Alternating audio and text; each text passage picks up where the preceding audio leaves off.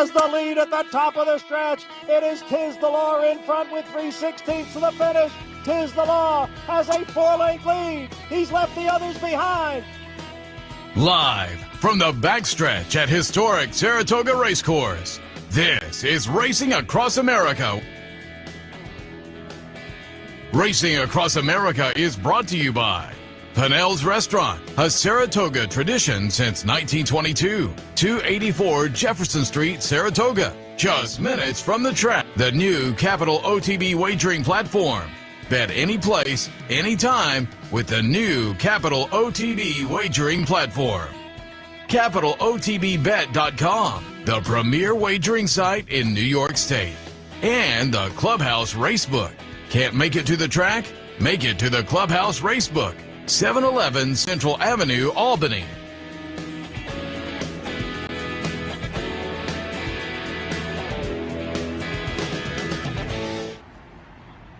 Good morning and welcome to Racing Across America on another beautiful Saturday morning in Saratoga, live from our Clare Court location. Fun show scheduled for this morning, and a few will be joined by Jockey Dylan Davis. Had a nice win yesterday, and Jack Knowlton's Tapple Cider for Saratoga Stable won the stake to Della Rose the other day on our flash drive. We'll talk about that and much more with Dylan. A little bit later on, Bill Nader will join us. Hong Kong Jockey Club, of course, he was here at NTRA for quite a while as well. He's moving on to the Thoroughbred Owners of California at the end of this year, so we'll talk about that and much more. But top of the show, very happy to be joined by Tom Rooney, President and CEO of the NTRA, National Thoroughbred Racing Association. Tom, good morning. Thanks for having me. Happy to have you on board. And let's start out by just talking a little bit about your background. First of all, as I was reading your bio information, fellow SU alum. I'm a graduate myself. You played a little football at SU? I did. I didn't graduate from Syracuse, but I played my freshman year there and kind of got my butt kicked, sufficiently enough that I went to Division III school after that. But I played for Coach McPherson, who is, one of my all-time favorite coaches, and it was a great experience, just a little bit over my head, talent-wise. I played high school football with a guy who was outsized everybody, and he got recruited by Notre Dame, and it was the same kind of thing where he was bigger than everybody in high school, but when he got to Notre Dame, he realized, oh, okay, it's a little bit different in the grade one world. Yeah, it wasn't so much the size as much the speed. It's the speed at Division I is a different level, so I tell my kids, play high school football, and if you don't want to play college, it's fine. Yeah. But it was a great experience. Went on, served in the military. You were in Congress in Washington, and now how long have you been at the NTRA? Not even a year yet. I'm coming up on my first year, and it's been a whirlwind, going all over the country to a lot of tracks, a lot of grade 1 events. Tried to get to as many of the Derby prep races as I could. We have our Handicappers Championship in Vegas. We have our Eclipse Awards. This past year we had it out at Santa Anita. This year we're having it down in Florida. So, I just went to the Haskell. Obviously we'll be here for the Travers and going to the Pennsylvania Derby. So I'm trying to meet as many people in the industry as I can. As you know, there's a lot of different fiefdoms in horse racing. So I'm trying to at least get in front of everybody to introduce myself at the beginning, and then having a little bit more comfort to work with them as we move forward after that is kind of my goal right now. Yeah, and I was looking at your Twitter feed last night, and I saw you had a little meeting updating people over at Facing Tipton the other day, and I assume you're in town also for the roundtable tomorrow and whatnot. Yeah, I'll be speaking at the roundtable. But as I say, Congress, the military, SU, a little football, but you have a horse racing background with the Rooney family, so relate that a little bit. Yeah, so my grandfather, is well known for his football history with the Pittsburgh Steelers, but what a lot of people don't know is it was horse racing and his handicapping ability, especially here at Saratoga, that enabled him to get the money he needed to start the team. He literally came up here on a week-long trip, and apparently the rumor is won so much money that he got a police escort back to the Pennsylvania border because he had so much cash in his car, and was able to. His brother had like a club football team back in Pittsburgh. He changed that over, and when the laws changed in Pennsylvania to allow pro football, he changed the name to the to the Pirates, which became the Steelers some years later. But if it wasn't for his handicapping ability, there would be no Rooneys and Steelers, and I probably wouldn't be here right now. But he also owns several racetracks. For a long time, the Pittsburgh Steelers were not a very good team, and so it was the racetracks that he owned and his handicapping ability helped him make payroll. And so we own Yonkers Racetrack in New York, Liberty Bell in Philadelphia, Green Mountain Racetrack in Vermont, not too far from here.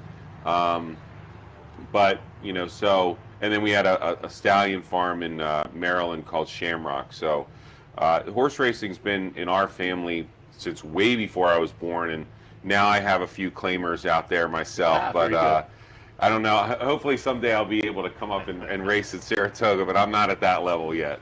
I did appreciate you had a little selfie over at the museum with the Shamrock silks behind you on one of the jockey statues. That was great. Awesome. What a nice surprise that was to see. I recognized the silks, but it's sort of a common, the green Shamrock, and then it said Shamrock Farm. Like, wow, that's our silks. So that was pretty cool. That is great. And I also saw you tweeted out. I had missed the article, so I appreciate you tweeted out just from the last month or so. T.D. Thornton did a nice kind of memories of Green Mountain, and I think a lot of people in this area remember Green Mountain because it was before my time, but I guess Sundays they'd be closed here, and so everybody would head up to Green Mountain for the Sunday racing. Green Mountain was this really cool racetrack in the middle of the mountains.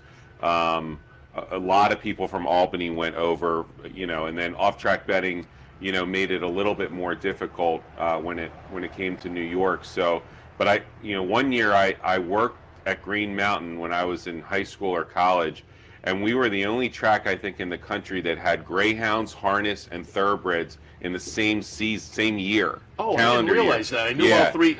Yeah, so I was a lead out, but with the dogs, I was one of those kids that put the dogs in the box and then chased them after. But we had harness and thoroughbred all in the same year one year. It was that has to be, you'll never see that again. And as I said, I have memories of Green Mountain, people talking about it here with the Sundays and heading up there. Talk a little bit about NTRA, which I think it has evolved over the years, and I think the mission has maybe changed a little bit. So talk about what the mission is for NTRA. The mission has changed, but I think it's probably relevant for our industry now with the passage of HISA, the Horse Racing Integrity and Safety Act at the federal level. All the things that horse racing enjoys with the tax depreciation and things that are percolating more towards the federal level, especially with HISA, it's going to be even more. So our board decided that hiring a former congressman to go back to Washington to represent the industry at the federal level, it might be a couple things now, but in the next 5 to 10 years, it could be more and more as we, travel over state lines and, these horses go from New York to wherever they're going to go next. It is something that as I've gotten to meet people, I met a famous trainer down at Payson Park in Indiantown, Florida, and I asked him, what do you want me to do? He's just like, I just want it to be fair wherever I go, from state to state. I don't want to run into some buzzsaw, some place where it's, anything goes. And so I just want to know that it's going to be fair. And I think that that's what HISA is going to give us, at least the baseline level playing field that handicappers, owners, trainers, horses can enjoy a certain level that gives us a little bit better of a reputation, and I think preserves horse racing for the next generation.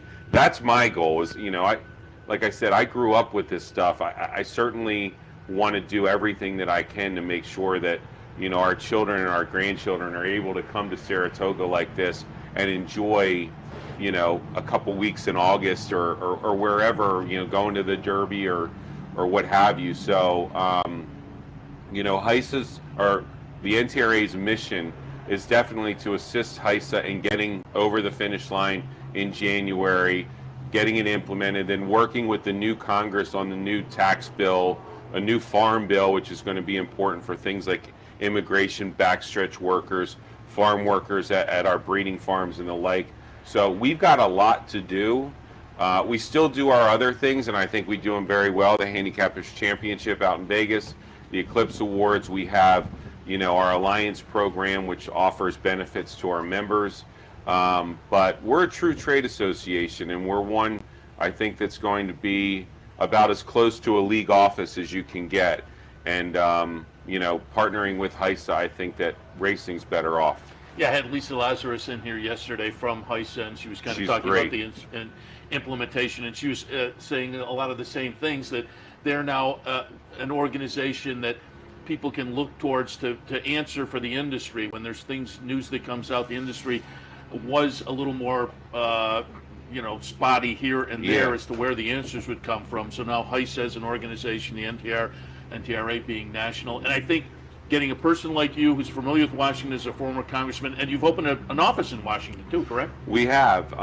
It's only been open a couple months, but it's very exciting. I've got a staffer that used to work for me when I was in Congress, then went on to work for a cabinet secretary. I got her back, and I got another young man who's a in-house lobbyist. So I've already went to about 15 to 20 different members' office to reconnect with my friends, and one of the things I'm doing strategically is trying to figure out who's going to be the leaders of the committees that affect horse racing, and trying to make sure that they understand what I'm doing now, and then when I come back to them when I need something, they know who I'm representing. So we've tried to lay that groundwork. I'm going to meet with Representative Tonko a little bit later. I was a Republican. He's a Democrat, so it's not a partisan thing. It's who helps. Well, I think HISA was always kind of bipartisan, because Mitch McConnell, Taco was very much involved. It's who helps horse racing. That's who we're interested in. And we showed the website address a few minutes ago, the NTRA website. You had a nice article on there just recently talking about some of the myths of HISA. And kind of answering those. Did a great job doing that. And again, I would tell people to go take a look at the article. But we're now, again, about 5 or 6 weeks into the implementation of HISA. I asked Lisa yesterday. She kind of gave her thoughts on implementation. I had Joe Applebaum from the New York Thoroughbred Horsemen in here the other day. He said he thought here in New York it was going very well, because a lot of the things that HISA is trying to do had already been kind of underway in New York. So for New York, it's been okay. From the NTRA aspect, how do you think HISA is going so far? A month and a half in. Anything where you have a big change like this, there's going to be anxiety. There's going to be growing pains. When you go from state or regional levels, in the Mid-Atlantic, where I by and large race, we had a lot of safety measures in place that we like to think that HISA adopted, and the same thing with NYRA and other places as well. But I think that it's going very well. I think that Lisa has been extremely empathetic to people's concerns, like with the horseshoe issue. It's not just like, well, it's my way or the highway. Like when groups come together and say, hey, this is going to be a real problem for us, it is still a work in progress as far as what the end goal is going to be. And I think she's very open-minded, and I think that she understands what people's concerns are. Now, there are myths where people are saying stuff that is completely not true, and those are some of the things that I tried to address in that myths versus facts article. But where there is wiggle room, and where there is something that she can work with horsemen or whoever to get a better product by the end of the year, that's what she's doing right now. So I feel very good about it, but don't get me wrong. Whenever the federal government takes over something that had usually been handled by the states, in this country, we're more about local governance more than anything. So I get it. There's going to be anxiety. There's going to be growing pains. But I think that our sport, which is a national sport and deserves national uniform standards, will be better off in the end. Yeah, and I'm rooting for you guys, and I'm rooting for HISA because, as horse racing media, but people in the industry as well have been saying for years, we need uniformity in the country. And you alluded to it earlier when you talked to the trainer.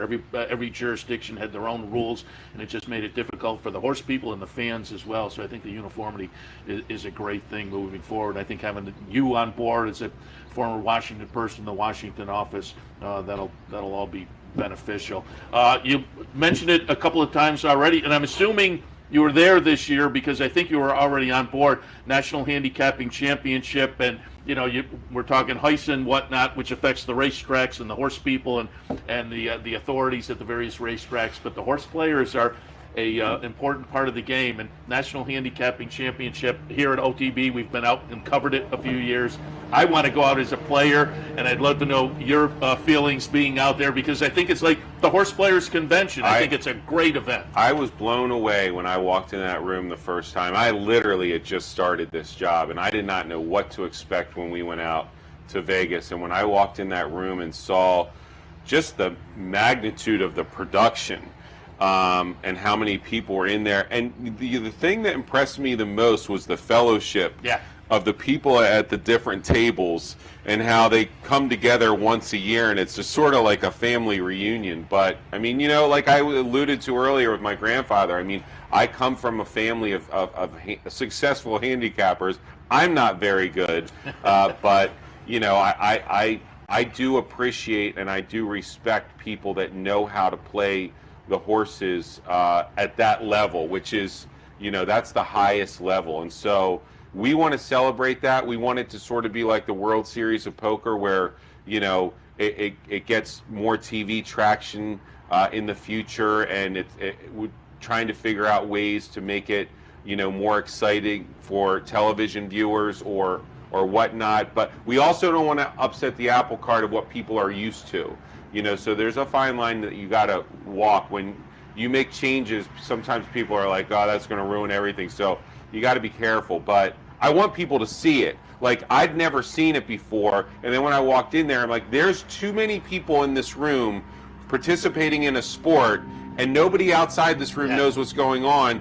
It should be on SportsCenter, or it should be on some kind of, viewable access that people get to participate, or at least see who the champion is, or the final table, or whatever. But it is very exciting. Yeah, we had a great time. The couple of years we were out covering it, we had a great time, because there's obviously a lot of good players up here, and they make the NHC, and so we were able to interview some local people while we were out there. And my colleague, when I'm in here on Sunday mornings, my co-host is Steve Bick, and he goes out and does the radio show.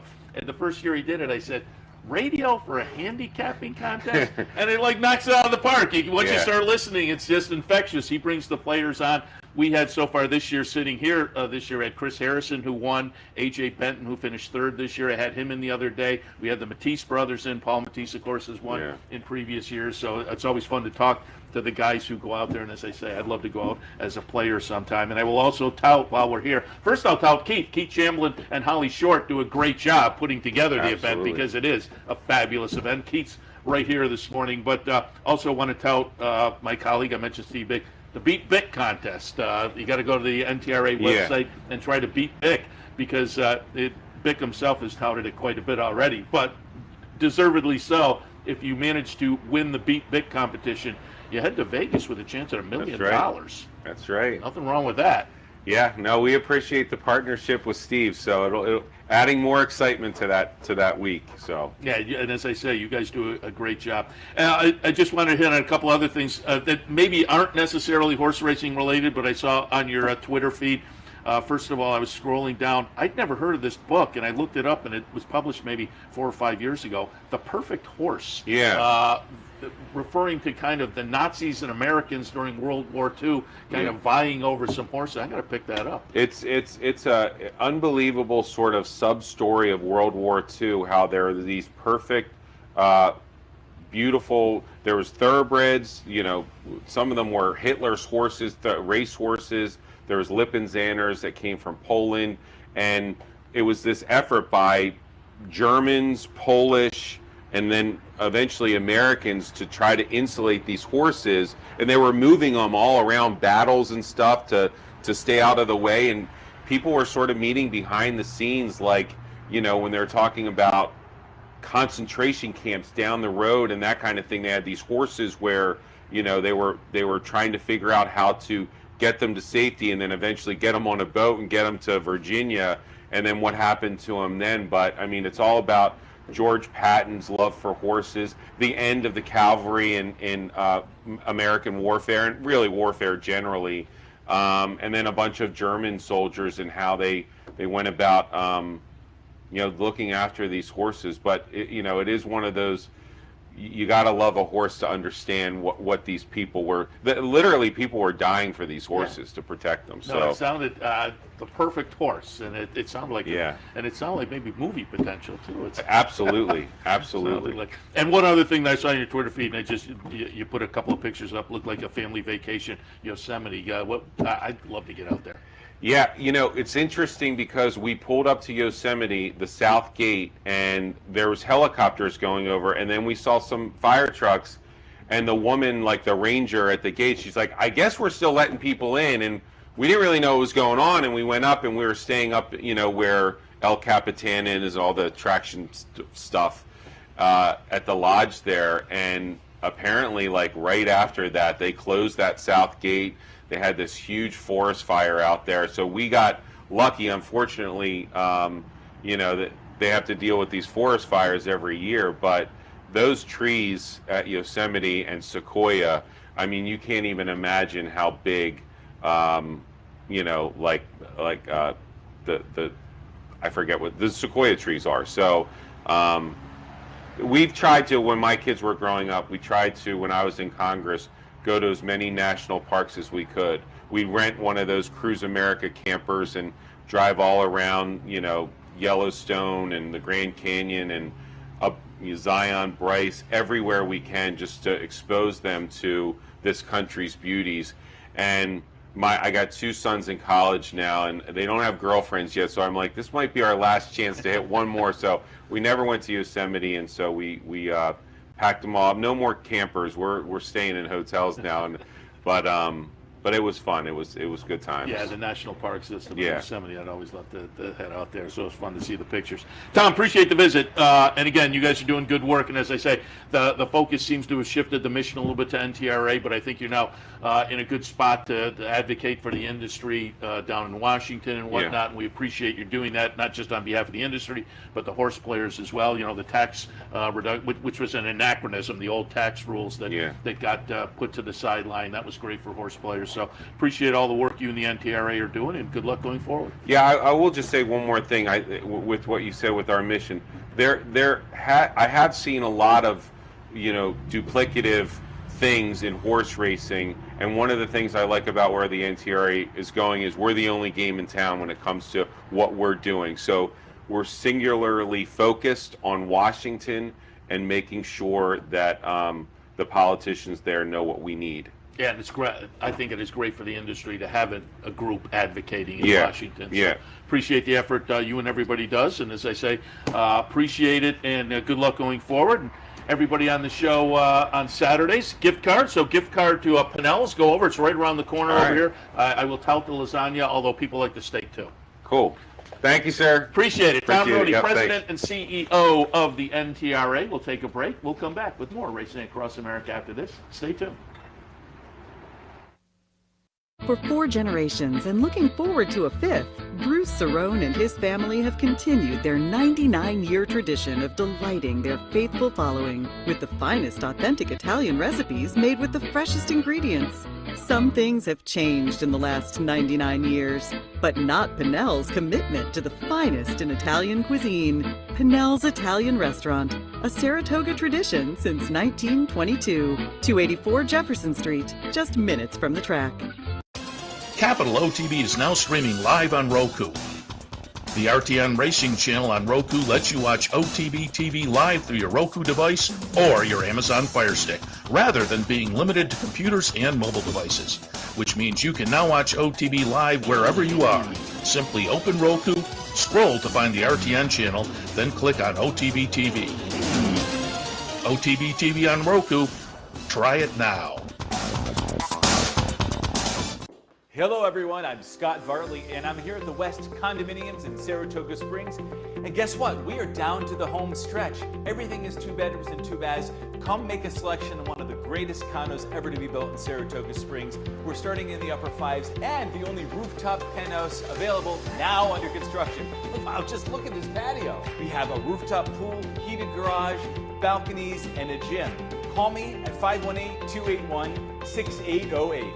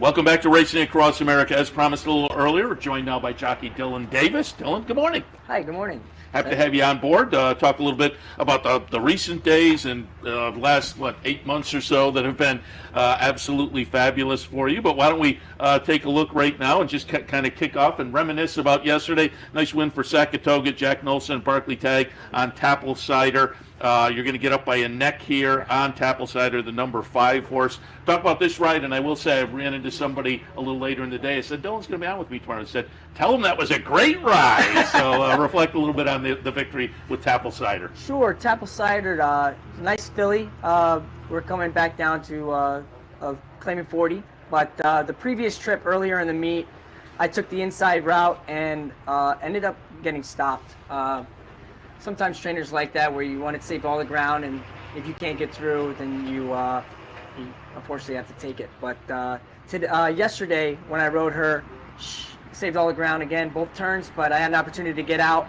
I saw Javier, I knew he was trying to come up the inside again, and so I had to make my move towards the outside, try to get my momentum going, and once she got in the clear, she was able to run him down, which was very nice. Talk about turf runners, because you do want to save ground, but how much of it is you? How much of it is instructions from the trainer deciding whether you're going to save ground, whereas you say can leave you in a little jam up as you turn from home if things don't open up, and how much is the trainer saying, save the ground, or it's up to you to decide in the race? So with turf races, you want to save as much ground as possible, but you don't want to go out of your way. If you're going out of your way, you're going to take the horse off stride, and you might lose a spot where you want to be.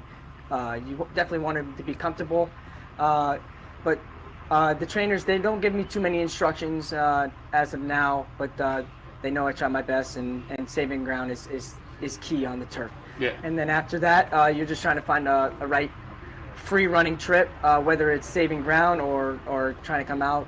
But after that, you're just try to ride the flow of the race. Up here, what's the difference from you, from a jockey perspective, inner turf course to the outer turf course? With the inner turf course, it's a short stretch run, so you definitely want to get early position. It's very tough to make up a lot of ground if you're too far out of it, even if you're going fast. So definitely want to get that early position going into that first turn. And and then we're talking about the mel in the outer. You can have a nice quieter trip or an easier trip. Let your horse get some rhythm. It's okay to be last, but I would prefer to be coming towards the back of the pack on the melon course. Interesting. Yeah. And the inner turf course, one of the shorter distance races, 2-turn races, outside post, as a handicapper, I think the outside post position probably not advantageous. Oh, it's very difficult, especially with the rail out. You got that out, the crown of the turf course. You have to, it's a little dangerous at times. Oh, I never thought about that. Once turf it comes course itself. Yeah, right on the outside, it kind of drops down into the outside rail. you're just trying to do your best you can to get in. Everyone wants to fold in, so you're just hoping that your horse can take the first turn and you don't get in any trouble. I never thought about that. The turf course itself does have that crown, and so when the rail gets moved, the crown is in a different. I never thought it gets that. dangerous. Have you ridden on the out of the chute yet? What are your opinions there? I have. Actually, my father, Robbie Davis, was riding it, and they said that they had difficulties. That's why they took it out. But when they brought it back, I wasn't too fond of it just by listening to my father. But they do the best that they can. They limit the amount of runners, and they put us to the outside rail. They give us as much room as possible. They give us a little temporary rail across the chute. And so I found that being on the outside post position, my horse gets a little lost. You do have to use your horse a lot more to try to get that position. Even if you're an early runner, you have to use a lot more to clear. And then being on the inside, you got to make sure you break well enough to be able to get that position. If you don't break well, you're going to find yourself next to last fairly quickly. It's been interesting. As a handicapper, it's been a little bit interesting. And I think it's a fun addition, and it adds a little extra, piece to the handicapping puzzle, but we're still kind of feeling it. We're all kind of feeling it out a little bit. I wanted to go back and watch another victory you had just the other day, because this was a nice stakes victory. We're going to look at Our Flash Drive, goes out for Mark Cassie and Live Oak Plantation. Our Flash Drive going to be the number 6 horse here. This was last week's Della Rose. Talk a little bit about this ride and this victory on the turf course. Oh, she's a very nice filly. When I went into the paddock with Mark, he didn't give me any instructions. He just said, just ride her like she's the best filly. We were trying to figure out. I gave him my thoughts. I thought that she needed a little bit of a tracker or stalk, like a target to look at. And when I came into there, I thought she was going to be laying 2nd or 3rd, at the most 4th, maybe tucked in. Found myself laying 3rd, 3 wide, and I had enough horse, and she really responded for me down the stretch, which was really nice. I saw a couple guys had a little trouble tripping in behind, trying to split some horses, but she had a perfect trip, and she ran well that day. And I see you have ridden her before, so a little familiarity. Talk about it as a jockey, how it works with a horse like that, which you've ridden before, and you have a little familiarity as compared to horses you jump on for the first time. Sure, yeah. So when you're riding a horse more than once, you definitely have a good feel of what you need from them. So whether, how they handle the bridle in their mouth, or do they respond quickly when you ask them, how long does it take for them to get their run going? Do they respond with the stick? Do they not respond? Flagging. There's multiple things that you'll know a lot of once you ride, but if you ride for the first time, you have to go off the trainer's word, replays, and do the best that you can. Really, it's, I say like a test ride, but you're getting your first feel of the horse. So it's a big deal to get multiple rides on one horse. How much goes into homework you have to do? I mean, any race, whether you've been on or not, but particularly a horse maybe the first time, looking at the PPs, but as you say, you look at replays too. It really depends on the rider, the jock. You could spend hours on one race if you want to, workouts, everything. But for me, I watch replays on my horse. If I have a little more, I don't know how you say it, a little more questions to ask, I'll watch more replays. But first off, I look at if the horse has won and see how they've won, watch that replay, watch their very last start, and just trying to get a good idea about how this horse has run. I have some questions to ask the trainer and see if they like particular things, and then they'll go off of that. And then after that, just trying to see how the race unfolds. The first thing is looking at the speed. How fast is the race going to be? And then second off is where's the best position for my horse to be for their best run possible. And then after that, then everything kind of folds in together.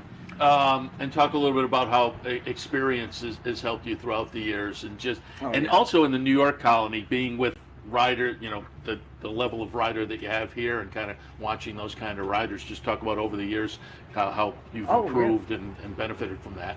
Of course, it's just being able to ride here and ride with the best riders. It's great.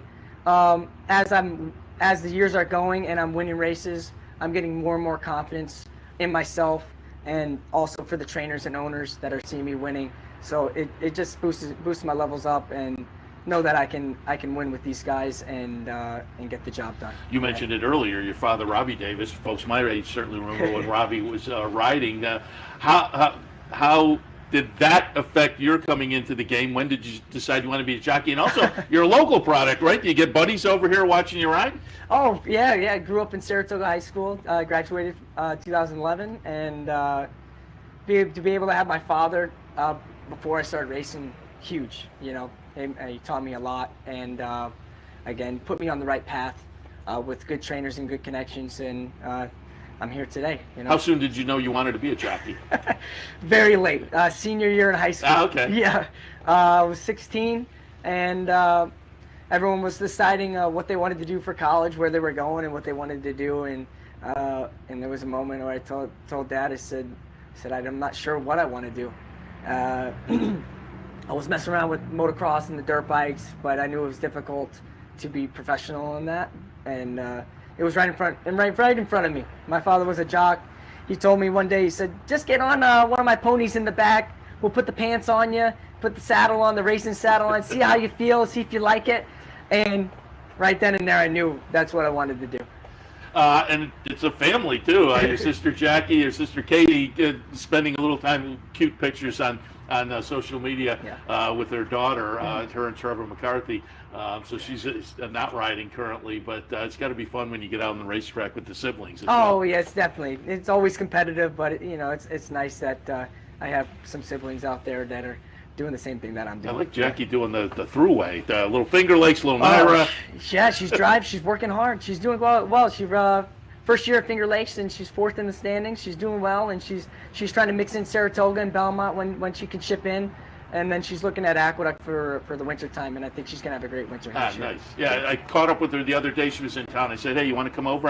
She said, I'm headed back to the Finger Lakes. I said, well, she's busy. We'll get you on one of the trips. Yeah. Speaking of Aqueduct, just reflect on the last, 8-9 months or so. You win the Aqueduct winter meet, and then second, Aqueduct spring, and then, that last day in Belmont, we were all kind of in there rooting and whatnot, but it was a great Belmont meet as well. So congratulations on, first of all, the past 9 months, but just reflect on really a great last, 3 meets on the NTRA circuit. Yeah, sure. So I won the winter title at Aqueduct, maybe about 8 winners. It's a long meet. It's about 4 or 5 months. So it definitely means a lot. I never take away from how prestigious the meets are. Winning is definitely tough at any track, but nice to get my first jockey title, winning title, and moving forward to the little spring meet for Aqueduct. I lost by 1, but that was okay. I'm having great momentum, and then again lost by 1 to leading rider in the country, IRAD. So it was kind of funny Came to right say. Down to the last day. To the last day. So we're going into that last week with maybe leading by 4 or 5 races. My agent, Mike Migliori, we were talking about it, and he says, whatever happens, you did your best, and he said, go out and win it. So the funny thing to say was you have IRAD leading around the country trying to chase you down, so you got to feel good about yourself already. Yeah. But again, best Belmont meet I've ever had. I would have loved to win it, but always looking to do better. And I congratulate IRAD on the title, and I said, don't worry. He said, next time I'll get you. So he liked that. We had a good laugh about it. It was one win, but it put you front and center, certainly, because everybody was watching that battle down to the end. So it certainly raised your profile a little bit. I want to ask a nuts and bolts question before we let you go. Whenever I get jockeys or trainers in here during the Saratoga meet, we have new people who kind of jump on board. I'm always curious, and it's fun to hear kind of what goes on behind the scenes. Obviously, a number of rides a day, you put down different silks for the owners. Yes. How does that work? Do you have a locker there, and are all your silks for the day lined up, or do you get the silks brought to you just before the race? How does that play out during the day? So we have the silksman, Ali. He'll set up all the races for all the owners the day before. My valet will grab all my silks that I'm scheduled to ride, and he'll line them up. So I'll have all my silks in my corner, my bench or locker, all lined up from top to bottom from my first ride to the last ride, and also getting my helmet set up and everything. So he tries to make it as easy as possible for me. All I have to think about is how to win my races, and then everything else is my man David. So. Perfect. And again, before we let you go, just want to ask once again how much fun it is to ride up at Saratoga. I ask everybody, trainers and jockeys, how much fun it is up at Saratoga in front of the fans and the knowledgeable fans, but it's got to be extra special being a hometown guy. Oh, of course, graduate from Saratoga.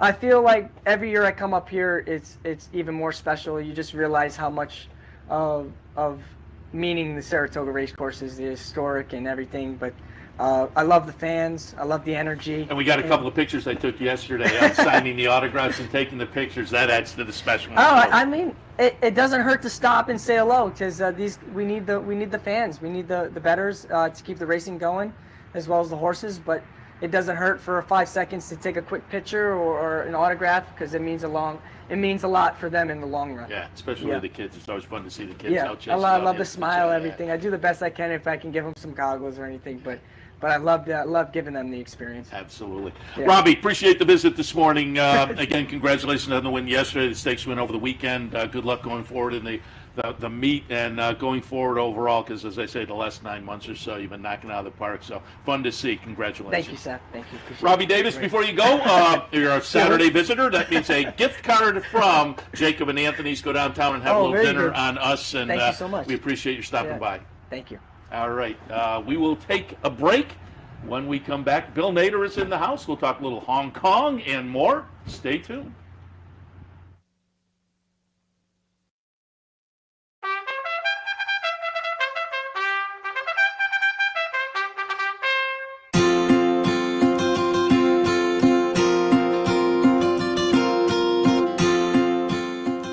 They're all set now for the juvenile fillies turf. 14 of them across the track. Is sent on their way. And the dance on the outside, broke a little sideways, but broke KK, but meanwhile it's going to be stopped. But running on now, and Somali Lemonade's got 8 to make up. They come to the top of the lane, stop shopping, Maria's got a lot left. Stop shopping, Maria goes on, Sweet Cat is right there, hard not to like, Royal Body is running on. Past the 8 ball way comes, stop shopping, Maria for the run, still under a hand ride as they come to the 16th. Stephanie's Kitten coming out late. Here's Stephanie's Kitten coming fast. Stephanie's Kitten, stop shopping, Maria. Stephanie's Kitten's watered.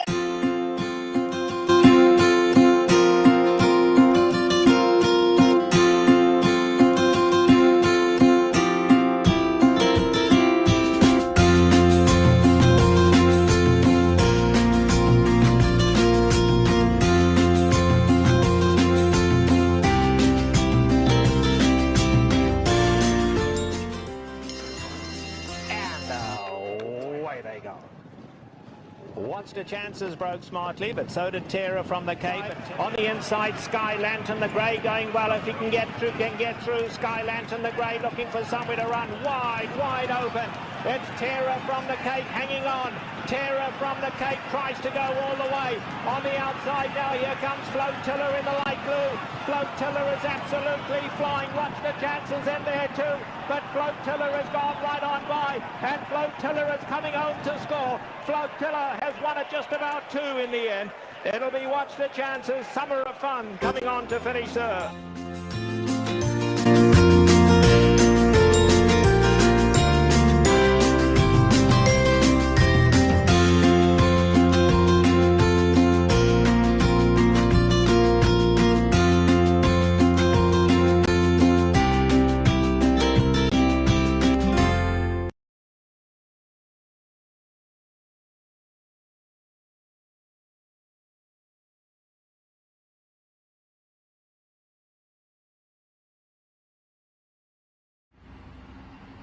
Welcome back to Racing Across America on this Saturday morning, and thanks to Dylan Davis. People are yelling in my ear and everything. I said Robbie, of course it's Dylan Davis. Hey, I get over 40 days, there's probably 120 guests. I slipped up a little bit. Of course I knew it was Dylan Davis, obviously. And I know now. We are happy to be joined by Bill Nader from the Hong Kong Jockey Club and more, formerly right here at NTRA, and I assume in town for a little bit, maybe over at the Round Table as well. Bill, good morning. Good morning, and apologize on the dress code. When I did this show the last time, the no. dress code was much less. No, much as far less. as guests, you were fitting right in. And if I could go with that, I would be with that. Believe me. Yeah, I mean, I'm here for the round table. It's a combination. I haven't been on a vacation for 3 years due to COVID. With travel restrictions in Hong Kong, getting back into the country it's just too much. So this time, I did make the trip to see family and friends. And when you talk about family and friends, a lot of it is right here in Saratoga, especially on the friend side. So I came back for a combination of that and the round table, the Jockey Club dinner tonight, and then the round table tomorrow. And then I'll head back to Hong Kong straight after that, and then finally transition into the new role in California in October. We'll talk a little bit about that in a moment, but let's talk a little bit about Hong Kong, because Hong Kong racing just, I think, as technology has allowed racing fans to watch more and more racing from around the world, people have realized Hong Kong. And I'd like you to just talk a little bit about it. I pulled up a couple of shots yesterday from Happy Valley and Sha Tin, and I look at the facilities and I look at the numbers and whatnot. And if I'm right, it's a couple days a week in a limited season, and the numbers are blockbuster. Talk about the two tracks and the numbers you put up, and just what it means to the culture over there as well. Well, culturally, it's from the standpoint of sporting and entertainment, it's everything. Nothing else even compares. Look at the brands. Yeah, that's now you're looking at Happy Valley, which is the CNN came out and gave the top 10 racetracks in the world. They put Happy Valley as number 5. That's Sha Tin. So the big races are run at Sha Tin, and Happy Valley is the Wednesday night track. Sha Tin is the Saturday or Sunday track. We run twice a week, as you mentioned, typically on Sunday. And look, it's a model that you can't duplicate. It's a not-for-profit. Hong Kong Jockey Club is the 5th biggest charity donor worldwide, and it all comes really from the racing side. The biggest single taxpayer in Hong Kong, because the volume in terms of wagering is just through the roof. Wagering, just to put it in perspective, on the final day of the season, which was 16th of July, was 258 million US. So it's staggering numbers. And the lottery, which we also operate on behalf of the government, does very, very little. So horse racing is the dominant player. Racing's twice a week. There's 88 race meetings a year, spanning from early September to mid-July. And then there's a shutdown. There are 37 days in the year in which you can simulcast races from overseas. That's pretty much it. There are 22 licensed trainers. All the horses are stabled at Sha Tin. The vertical integration of the Hong Kong Jockey Club model is straight up and down. We do the tote, we do the broadcasting, we do all the food and beverage, we do everything. The veterinarians have to be employees of the Jockey Club. The farriers need to be employees of the Jockey Club. All of the payroll of a trainer taken care of by the Jockey Club. The trainer doesn't have to worry about anything. To be an owner, you have to be a member of the Jockey Club. So it's very unique, but it's also very successful. And you know, the 88 days of racing in Hong Kong will produce wagering of 17 billion US, whereas all of the racing in America is 11 billion US. So when you look at it on the scale of wagering, and I think that's one of the things that makes the content from a, as you mentioned, from a global perspective, so attractive, is that you have field sizes that average 12.5. You have a good, high quality standard of racing. You have great liquidity in the pools. The pools are supersized. So, and you have great integrity. The integrity in, you know, the lab is right on the track at Sha Tin. It's one of the top 3 labs in the world.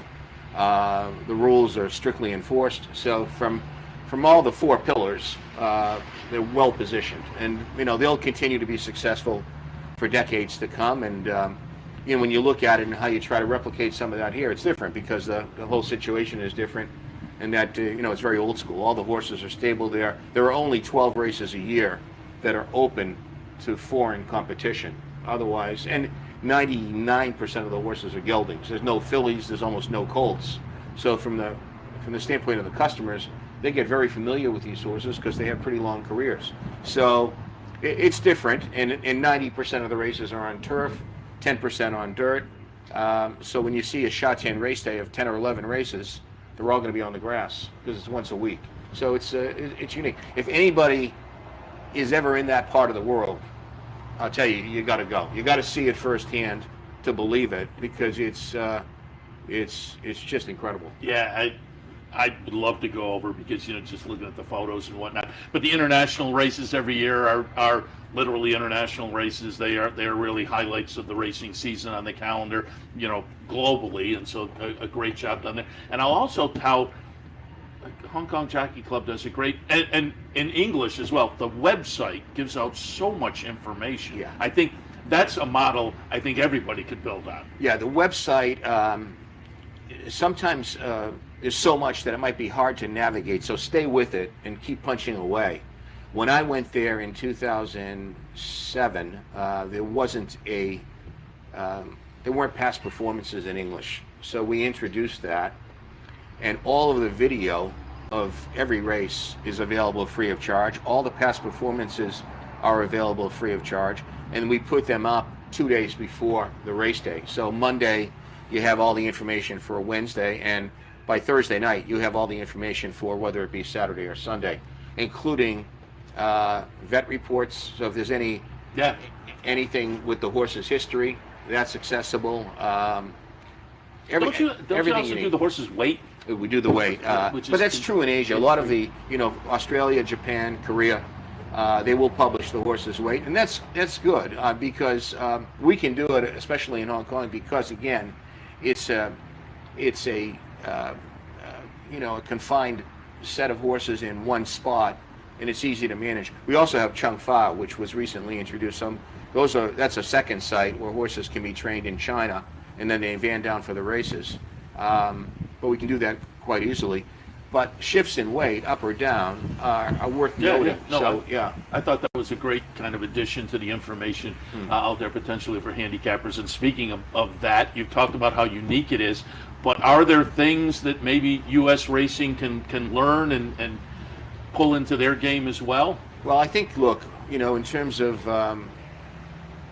my role there, I was chairman of the Asian Pattern Committee, which is similar to the American Graded Stakes Committee, and also very involved with the IFHA. And what we look for through the IFHA, the international body, is more uniformity and harmonization. So I think if the sport together, domestically as well as globally, can come together and agree on best practices, quality control standards, I think everyone will rise up.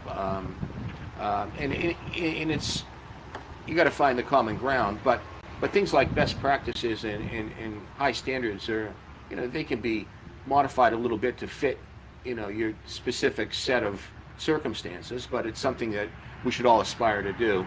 And,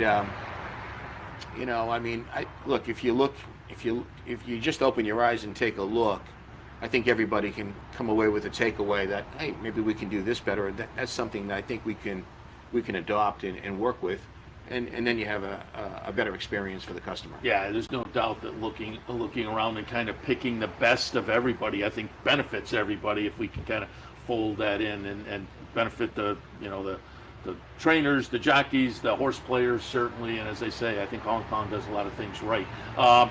As you mentioned, you're going to kind of wrap things up in Hong Kong coming up in October, moving on to the TOC. Talk a little bit about what's ahead for you.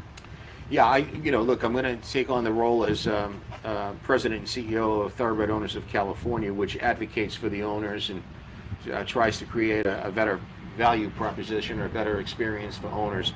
When we had a board call yesterday, they were all at Del Mar. I was here at Saratoga and participated by Zoom. But Del Mar is off to a very good start this season. They're averaging 9.4 runners per race. Good field sizes again today. They won't be able to hold that throughout the entire season, but they're off to a very healthy start, and they're on a good path. So, these are the kind of things I think we all need to look at. We got to look at the return to owners, and I've always said my belief is you can satisfy two stakeholders: horse owners, horse players. Then you're in a great spot. Then I think you got the nucleus to success, and everybody can benefit because it does trickle down from there. But you got to keep the horse players happy, and make sure that the sporting and the entertainment experience is as good as it can possibly be. Saratoga does a good job of it, and when you walk around here, I mean, there are racing in other jurisdictions overseas, whether it be Europe or Asia, that could even learn from Saratoga. We can all learn from each other, but the keys are, really getting quality racing, good field sizes, and make the whole racing and wagering experience as good as it can be.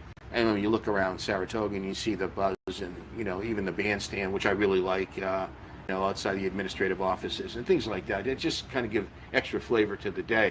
But certainly Del Mar is a very special place. Santa Anita, just a beautiful racetrack. So California has a lot of things going for it. It has great weather, great racetracks, great venues, and now they're starting to get the field sizes up. So we'll continue to work with the racetracks on behalf of the TOC and all of the other bodies that, CHRB and others that get involved in California, try to bring everybody together and try to raise the level and make it better for everybody. If it gets better for the owners, it's better for the trainers, jockeys, better for the racing fans, it's a win-win. Yeah, I mean, growing up, and I think still today, New York, California were kind of the pinnacle. Kentucky right in there as well, obviously, and I think a healthy jurisdiction or jurisdictions in all of those areas makes for a healthy game. So certainly rooting for California. It's been great to see what Del Mar has done at the meet. And speaking of New York, you spent a long time right here at NYRA, 94 to 207 with the New York Racing Association. What are your memories, and how do you compare and contrast Saratoga back then with what it's become here in 2022?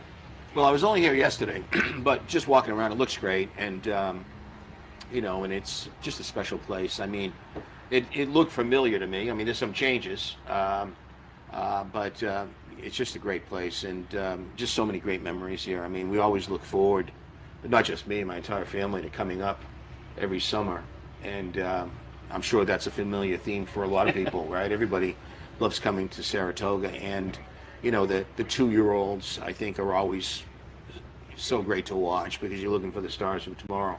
But then just the day-to-day racing as well as the high-level racing. The fields in the Saratoga Special and the 4-Star Dave are small today, but there's great quality there, and they're very interesting races. And they give us a glimpse, especially the Special, to see how good these 2-year-olds, the 2 in particular, that'll be command the market today.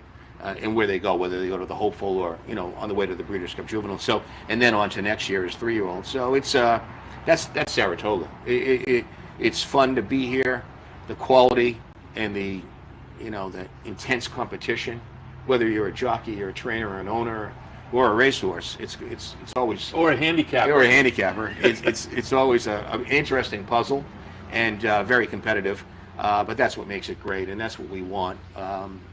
As racing fans or people who love the sport, and so it's always a great place to be. And the sale, the last couple of days, we try to buy a horse for the Hong Kong Jockey Club. We're buying horses at Arcana in Deauville over the next couple of days. We bid on a horse here, and we sell it in our sale. We pre-train them and then sell them as 2-year-olds or 3-year-olds to our members. But we got outbid. It was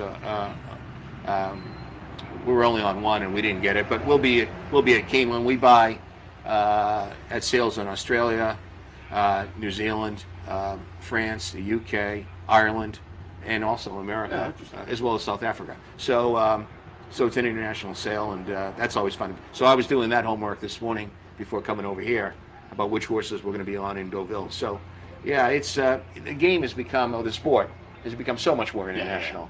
And when you talk about simulcasting now, even in Hong Kong, even though the wagering is so great, 20% of that is now coming from overseas, and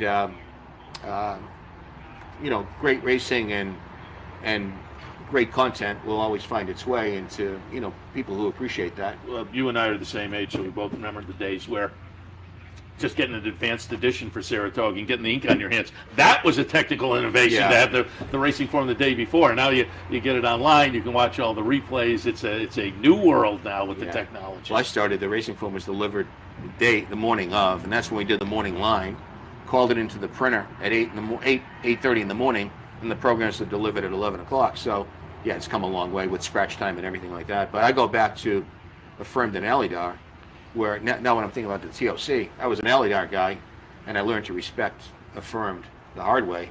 But all the great horses that have come out of California, and now to make this transition, well, from New York to Hong Kong, now to California, it's it's a wild ride. But now in California, when you think about it in the way, and D. Wayne Lucas was the guy that changed it. D. Wayne on the plane, bringing horses into New York from California and winning big races. But now a healthy California will still benefit New York because you want those big names. You want those big names coming in, and it adds a special flavor to the racing, not only here but in Belmont as well. No, I agree. We want the health of the industry across the country. That's good for everybody. And it was funny, I had Wayne Lucas in yesterday, and I had him relate the story because I did some research on him, having horses around the country. He had a satellite dish before those were things. He said he went out and got a 20-foot satellite dish and put it up so he could watch races from around the country. And before you go, I want to go back to before the NTRA days. I pulled up a shot that people can pull up. Just remember the early portion of your career. I only made one visit to Rockingham. It was years ago. A buddy of mine out of high school, he was getting married shortly after he got out of college, and he moved to New Hampshire. So he had his bachelor party at Rockingham. So I made one visit to Rockingham. Yeah. But you spent a lot of time there, not just starting your career, but as a kid, as I understand it. Yeah, I would ride my bicycle there in the summer. That was my summer job when I was a teenager. That's the new Rockingham. The old Rockingham was destroyed in a fire in 1980. And the new Rockingham that you see here was built in 1984, and then it reopened. So for 4 years it was shut down. But Rockingham, if you go back to 64 to 67, before my time, had the richest 3-year-old race in the country. Richer than the Derby, the Preakness, or the Belmont, the New Hampshire Sweepstakes. And it was won by Dr. Fager, and it was run by Roman Brother, who both went on to be, of course, Horse of the Year. Yeah. So, you know, for a little track in New Hampshire, New England packed a pretty big punch. And there's a lot of New Englanders that have gone on to do well, and it's sad to see that there's no racing there anymore. But yeah, it was a great place, and it was known as the Saratoga of New England. Yeah, no, as I say, I was lucky enough to make one visit, and so that's indelibly etched in my memory because I certainly enjoyed it. As you say, there was some big time races there and whatnot. And I also, before they wrapped up the fairs in Massachusetts, I saw Zippy Chippy's last race at Northampton. Yeah, there you go. The career loss number 100. There. Yeah. It's well, I mean, it was one horse I can't remember, trained by Carlos Figueroa, that won 5 races in the span of 6 days. So some crazy stories that come out of there. No, New England was very prominent, and certainly good memories. Bill, again, happy to have you jump in, talk a little Hong Kong and memories of up here. Wish you good luck going forward with the TOC. And as I say, really appreciate the visit. And again, as a Saturday visitor on Racing Across America, enjoy a little dinner at Jacob and Anthony's on us, and enjoy your time in Saratoga. Thank you. Great to be with you, and great to be back in Saratoga. Happy to have you on board. Bill Nader, again, Hong Kong Jockey Club, on his way to Thoroughbred Owners of California. That'll wrap it up for Racing Across America for this Saturday morning. Great afternoon racing ahead. 4-star Dave, Saratoga special, and a great card overall. So enjoy that. Come on up to the track or swing by the race book down in Albany, or fire up your Capital OTB bet and play from your living room and watch us here on the network this afternoon. We'll be back tomorrow with more here on the network at 9 a.m. for the handicapper support, 10 a.m. for racing, or 10 a.m. for Loose on the Lead. It's Sunday, so Steve Bick and I, Loose on the Lead tomorrow at 10 a.m. We'll see you then.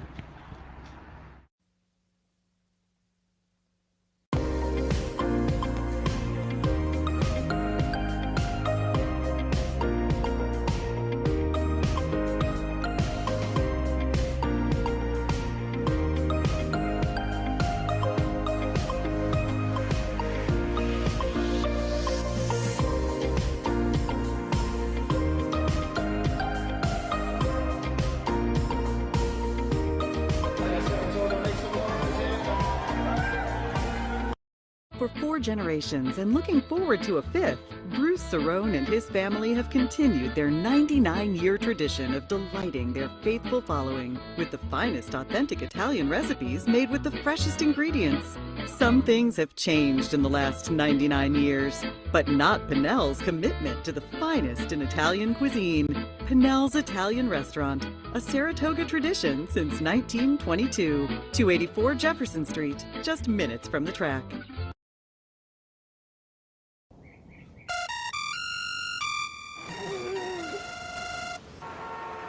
Come on. I want sales reports on my desk by Monday. Whoops. My bad. Love racing? RTN brings you every live simulcast on your home television, plus live video streaming and race replays on your PC and mobile devices. To order, visit rtn.tv. RTN, a breed apart. You're watching OTB TV, a service of Capital Off Track Betting.